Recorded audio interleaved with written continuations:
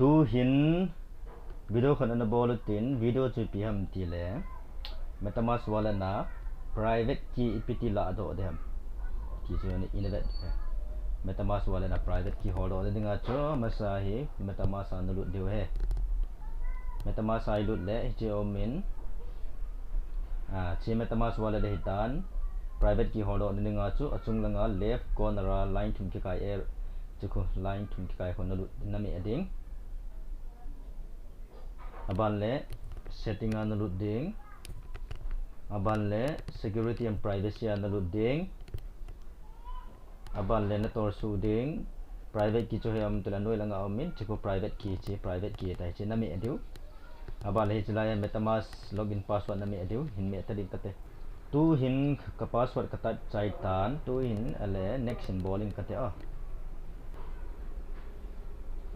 private key chu chi tai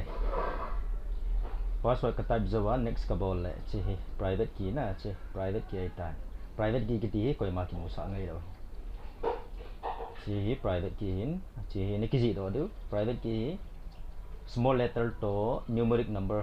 ki mi ki ji chi cho bo na ni ki ji do du nan ob le copy do ni ki bo do thai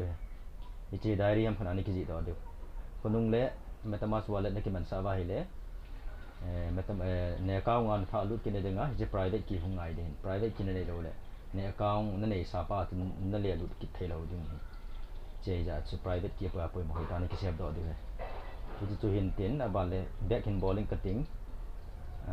recovery phrase nga se nga nyaw khat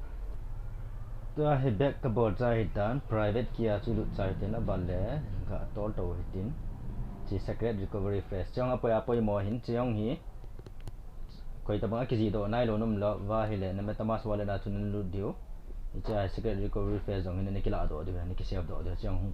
hung poi mo din private ki to secret recovery phrase ne ki save do de che chan chu hitan abale private ki chu ho group member kha khanin metamask wallet ka kila uninstall ki wallet ka kali lu go le private ki ngai private ki ka nei poi private ki ha kila ham na ti bin account wa chu ani ki hon sawa chu lut thei ta lo che ja chu tho da problem om na lo dinga chu boino om lo na dinga chu private key na bon chawa ne ki la do de ne ki save so ki ai de he chan chu tan te